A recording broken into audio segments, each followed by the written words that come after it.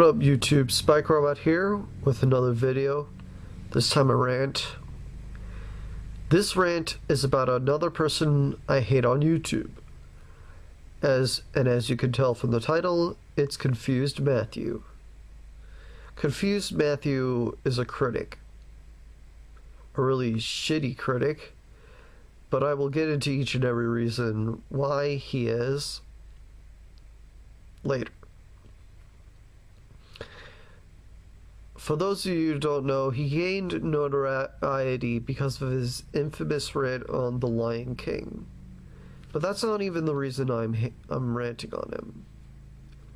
Okay, the reason I am ranting on him is because I have seen a few of his other videos, including The Lion King. And all of them, including The Lion King, are fucking awful. Don't get me wrong. What he said about The Lion King pissed me off too. But I'm gonna focus on why he's an incompetent critic. I will use his Lion King review and other reviews for context purposes. Confused Matthew makes up stupid bullshit and acts like it's some deep philosophical revelation. He thinks it makes him more intelligent, but in reality, it makes his arguments even more stupid than they fucking were to begin with. Even worse, he mostly sticks by his arguments, and it's when he does his little revisited reviews, like how glue sticks to goddamn papers. Which only proves that he has learned nothing about what to do when reviewing movies. In his Lion King review, he repeated over and over and over again that Simba was a jerkish bastard, or in his case, asshole. Well, but, you know, I want to be more original. But he explained why Simba was a dickhead extremely poorly. Simba is not as big of a horrible bastard as Matthew thinks he is. Some of the things he does as a kid, are completely normal for kids to do. And yes, he cares very deeply about his friends. If he sees this video, which I highly doubt he will, he'll fucking probably write some bullshit that Simba doesn't give a damn about his friends. If you've seen the movie, there's a bunch of conflicting evidence against that fucking notion. Another reason why Confused Matthew is a hell of an incompetent critic is because he complains about plot fallacies that are either have no right to be called plot fallacies or could easily be explained through interpretation. Like, Matthew bitched about the stampede scene in The Lion King. Apparently his problem with it was the fact that there was no fucking reason for Simba to believe that he was responsible for Mufasa's death. Or more accurately, the only reason for Simba to believe that lie is because Scar was next to him on the rock. Simba obeyed everything Scar told him to do. And yet, the stampede still happened, you know. I'm going to list the problems of this argument, and once you hear them, you can see the argument for what it really is. Why the hell would Simba immediately assume that Scar caused the stampede? Simba trusts Scar like family. Yeah. And he would most likely not even know who started the stampede. Besides, Simba is a fucking kid. Kids do not have developed brains. And, and so if he was told that if it wasn't for him, his father would still be alive, then he would most likely believe it. This argument is so fucking flawed. Sure, it's a little convenient that Simba automatically believes a bullshit story, but it is reasonably believable. I really think it is. Yet this idiot called it the textbook definition of contrived. And no, you do not give a little kid any fucking slap, you fucking lazy film snob. God damn it. Okay, I'll mention this briefly. Matthew complains about certain plot points that he felt did not make sense whatsoever. But the thing is, these plot points were explained quite clearly and made perfect sense. Pay attention to the movie you're fucking analyzing. You'll understand it. I guarantee it. It's not that hard. Also, Matthew has a huge problem finding the intentions of scenes, which is a big goddamn mistake for being a critic. In his review of The Incredibles, he seriously thought that the scene where that guy was jumping off a building and Mr. Incredible saves him, but the jumper sues him, if you remember that part of the movie. Yeah, that part. He thought that part was a suicide joke. Keyword, joke. That part was not portrayed as a joke.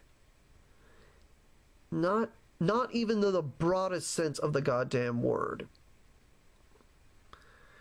That part was portrayed as a very serious moment. Not to mention, it led to it's the event that led to the citizens to question whether they should trust superheroes anymore. This does not strike me as anything close to something like One Course Meal from fucking SpongeBob. In that, the writers actually did not take suicide seriously. Once again, pay attention to the movie you're watching, you thoroughly confused cocksucker. He also bitches in his reviews that The Incredibles is cynical, depressing, and altogether not fun. The Incredibles was not ever established as a sunshine rainbows type movie. It is a superhero movie, and superhero movies tend to have more serious content, not to mention violent scenes. That actually reminds me of a point I'll make later, but we'll get to that. One of the things that makes The Incredibles unique is that to many Pixar movies is that it actually deals with themes that really only adults would understand, like midlife crisis, for example. When Mr. Incredible sneaks out of the house to do illegal hero work, it is a result of a midlife crisis. He is trying to relive his glory days. Yes, there is some humor in it, but it's for the most part very subtle. If you want a happy sunshine and rainbows type movie, with absolutely no negative elements whatsoever, you are better off watching Barney's Great Adventure. Because you are such a goddamn pussy. You also bitched about how The Incredibles was not good for children. And that movie is aimed at an older audience, so it can have a little bit more leeway when discussing heavier thematic elements. You act like it was trying to aim at a 4-year-old, which speaks volumes about how you don't know a goddamn thing about what the movie was trying to be.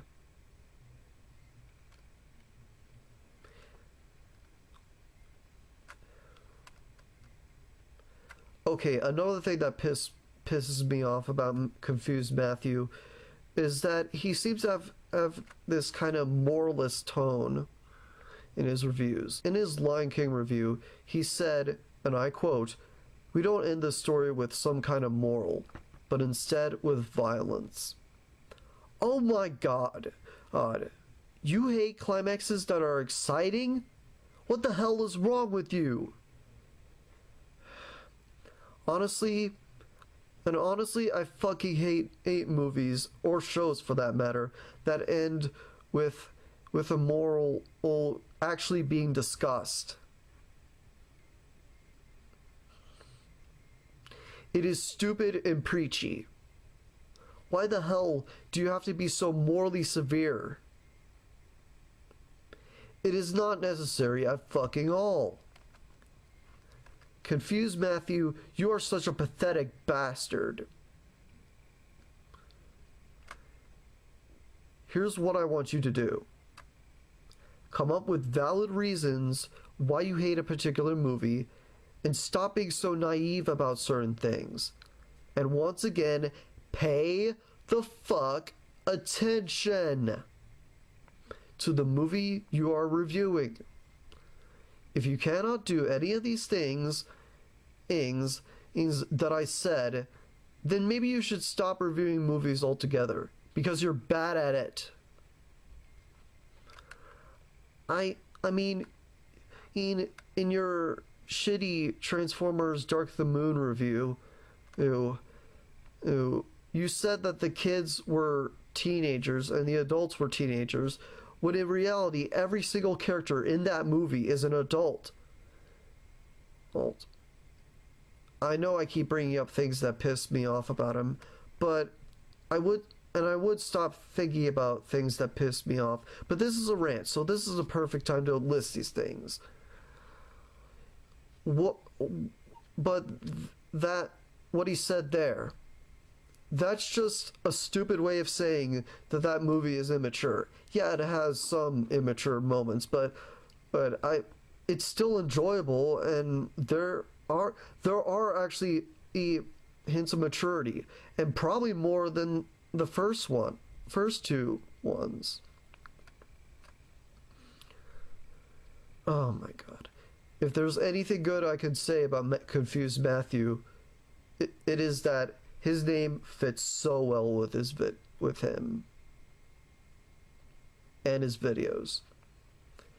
I have no doubt in my mind that Confused Matthew does not know what he is doing. And I don't care what any of you say. I don't give a fuck. Confused Matthew sucks rhino cock. He really, really does. So, anyway, I'm Spike Robot. I'm done. Have a blissful day.